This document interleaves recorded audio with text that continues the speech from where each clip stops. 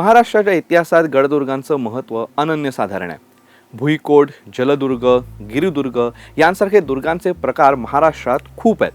अगदी देशाची आर्थिक राजधानी म्हणवणाऱ्या मुंबईपासून ते गडचिरोलीच्या जंगलातील सुरजागड किल्ल्यापर्यंत विविध प्रकारच्या किल्ल्यांची माळच जणू महाराष्ट्रात आहे. यामध्ये सातवाहन राजघराण्यापासून यादव, शिलाहार, राष्ट्रकूट, चालुक्य, मुसलमानी सुलतानी सत्ता, मराठे, इंग्रज, डच आणि पोर्तुगीज या सर्वांनीच महाराष्ट्राच्या दुर्गबांधणीत आपापलं योगदान दिलंय.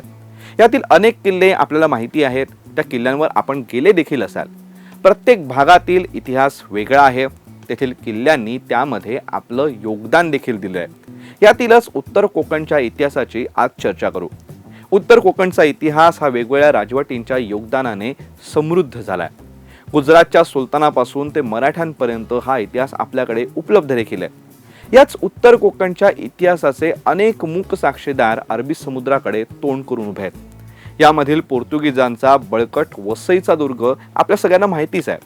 परंतु या किल्ल्याच्या उत्तरेला आणि दक्षिणेला काही बळकट परंतु आता पूर्णपणे दुर्लक्षित असे 3 किल्ले आहेत. आडवाटेवरचा महाराष्ट्र या मालिकेत आजच्या भागात आपण या 3 किल्ल्यांची चर्चा करूया. नमस्कार, मी हर्षद वैद्य हिंदुस्तान पोस्टमध्ये कॅमेरामन रोहितसह आपल्या सर्वांचं मनपूर्वक स्वागत करतो. शिरगाव, धारावी आणि केळवे माहीम अशी या 3 किल्ल्यांची नावं आहेत. उपलब्ध माहितीनुसार 1498 या वर्षी पोर्तुगीज व्यापारी वास्को द गामा मलबार किनाऱ्यावरच्या कालिकत बंदरात उतरला. हे कुठल्याही युरोपीय सत्तेने भारतात टाकलेलं पहिलं पाऊल मानलं जातं. सुरुवातीला व्यापारी म्हणून आलेल्या या व्यापाऱ्यांनी भारतातील राजकारणामध्ये, सत्ताकारणामध्ये हस्तक्षेप करायला सुरुवात केली. पुढे आपली स्वतःची सत्ता देखील स्थापन केली.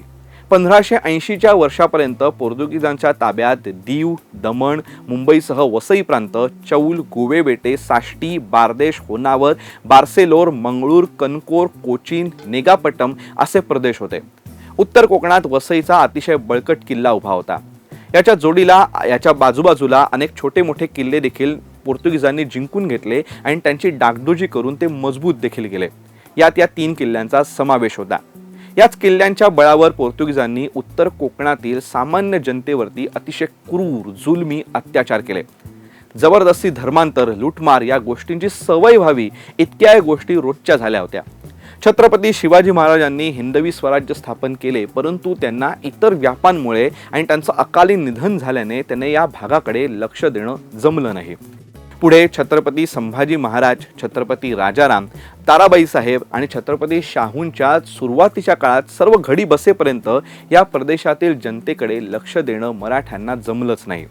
परंतु गंगाजी नाईक आणि त्यांच्या बंधूंच्या अविश्रांत मेहनतीमुळे आणि पाठपुराव्यामुळे चिमाजी आप्पा यांनी उत्तर कोकण म्हणजेच उत्तर फिरंगांची मोहीम हाती घेतली. 1737 ते 1739 या 2 वर्षात घमासान संघर्षानंतर मराठ्यांनी हा संपूर्ण उत्तर फिरंगाण स्वतंत्र केला. यामध्ये वसईसोबत अनेक किल्ले जिंकण्यात आले. त्यात या किल्ल्यांचा देखील समावेश होता. तब्बल 200 वर्षांनी या प्रांतातील जनतेने स्वातंत्र्याचा वारा अनुभवला होता. आता या किल्ल्यांबद्दल स्वतंत्रपणे समजावून घेऊया. सुरुवात करू केळवे माहीम पासून. हे 2 स्वतंत्र किल्ले आहेत, तरीही दोन्ही गावं जवळजवळ असल्याने या दोघांचा एकत्रच विचार केला जातो. पहिला माहीम किल्ला. पश्चिमेस समुद्र आणि दक्षिणेस माहीमची खाडी यांच्यामध्ये हा किल्ला आहे. पश्चिम रेल्वेवरील पालघर स्थानकातून 10 किलोमीटर अंतरावरती माहीम गाव आहे. हे गावच बिंबराजाची राजधानी महिकावती असं मानलं जातं. सध्या किल्ल्याचे फारच कमी अवशेष शिल्लक आहेत. गावात पसरलेल्या अवशेषांमध्ये किल्ल्याची तटबंदी आहे. जेमतेम 1 एकर क्षेत्रफळ असलेल्या किल्ल्याची तटबंदी आणि त्यात समुद्राच्या दिशेने असलेले झरोके आहेत. बाकीचे अवशेष अतीव दुर्लक्षामुळे जवळपास नामशेष झालेले आहेत. सध्या या अवशेषांच्या संवर्धनाची मागणी होत आहे. केळवे गाव माहीम गावापासून जवळच आहे. यात समुद्र किनाऱ्यावर असलेल्या सुरूच्या बनात हा भुईकोट किल्ला आहे. आता या किल्ल्याचे अगदीच थोडे अवशेष बाकी राहिलेले आहेत. प्रवेशद्वार तर गाळ बसून बसून पूर्णपणे बुजलेला आहे. समुद्राच्या दिशेने नजर ठेवण्यासाठी वापरात येणारे झरोके अजून काही प्रमाणात शिल्लक आहेत. मराठ्यांच्या वसई मोहिमेत या किल्ल्यांवर मिळवलेला विजय हा महत्त्वाचा ठरला होता असं ऐतिहासिक कागदपत्रांमधनं समोर येतं. दुसरा किल्ला धारावी. पश्चिम रेल्वेवरील भाईंदर स्थानकात उतरून आपण उत्तरच्या दिशेने जाणारी बस पकडून धारावी गावात आपल्याला जाता येतं. धारावी बेट हे वसई किल्ल्याच्या समोर असल्याने मराठ्यांनी वसई मोहिमेत 12 एप्रिल 1737 या दिवशी या बेटावरती हल्ला केला आणि किल्ला बांधायला घेतला. याची कुणकुण पोर्तुगीजांना लागताच त्यांनी या बेटावरती हल्ला करून हे बेट आणि अर्धवट बांधलेला किल्ला ताब्यात घेतला. शेवटी परत एकदा घमासान संघर्ष होऊन 6 मार्च 1739 या दिवशी मराठ्यांनी हा किल्ला पुन्हा एकदा जिंकून घेतला. या किल्ल्यामध्ये सध्या फारच थोडे अवशेष शिल्लक आहेत. बरेचसे मातीत गाडले गेलेले आहेत. किल्ल्याच्या सुरुवातीलाच धारावी देवीचं मंदिर आहे. काही पोर्तुगीज इमारतींचे अवशेष, तटबंदीचे अवशेष असेच आपल्याला सगळं बघायला मिळतं.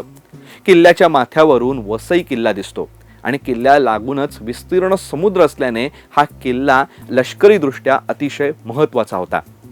या पुढचा किल्ला आहे शिरगावचा किल्ला.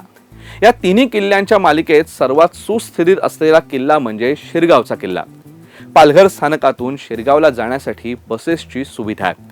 अतिशय भव्य, उंच आणि अतिशय मजबूत स्थितीतील तटबंदी, गोमुखी पद्धतीच्या दरवाजांची रचना, तटबंदीवरील मराठा पद्धतीचे मनोरे हे आजही सुस्थितीत आहेत. या किल्ल्यावर तोफ देखील आहे. अतिशय सुस्थितीत असलेली तटबंदी, त्यावर जायला असलेल्या पायऱ्या, तटबंदीवरून टेहळणीसाठी बांधण्यात आलेले झरोके, तोफांच्या मारगिरीसाठी केलेली सोय, उत्तर कोकणच्या निसर्ग सौंदर्याची खासियत असलेला रावणमाड ही या सर्व किल्ल्याची वैशिष्ट्ये आहेत. किल्ल्याला लागूनच विस्तीर्ण समुद्र किनारा आहे. या किनाऱ्यावरून समुद्रावर सहज लक्ष ठेवता येतं. या किल्ल्याचा ज्ञात इतिहास जर बघितला तर या किल्ल्याची मूळ बांधणी ही गुजरातच्या सुलतानांनी केली होती. त्यानंतर पोर्तुगीजांच्या ताब्यात हा किल्ला आल्यावर त्यांनी याच्या मजबूतीमध्ये भर घातली. मराठ्यांच्या ताब्यात हा किल्ला आल्यावर त्यांनी 2 वेळा याची दुरुस्ती केली होती असे उल्लेख मिळतात. आजही हा किल्ला सुस्थितीत असल्याने आपल्याला किल्ला नीट बघता येतो. महाराष्ट्राच्या इतिहासात उत्तर कोकणचा इतिहास हा थोडा वेगळा आहे. परदेशी सत्तांच्या राजवटींचा प्रभाव राहिल्याने या भागात त्यांच्या खुणा आजही आपल्याला दिसतात. यातच या किल्ल्यांची कथा आहे. हे किल्ले आजही हा इतिहास जपत उभे आहेत. हा इतिहास अनुभवण्यासाठी या किल्ल्यांना भेट द्यायलाच हवी. हा व्हिडिओ तुम्हाला कसा वाटला हे कमेंट बॉक्समध्ये नक्की सांगा. या मालिकेमध्ये अशा कुठल्या अपरिचित ठिकाणांची माहिती तुम्हाला ऐकायला आवडेल तेही आम्हाला कमेंट बॉक्समध्ये नक्की सांगा. आणि असेच माहितीपूर्ण व्हिडिओज बघण्यासाठी हिंदुस्तान पोस्ट यूट्यूब चॅनलला सबस्क्राईब करा आणि फेसबुक पेजला लाईक फॉलो करायला विसरू नका. धन्यवाद.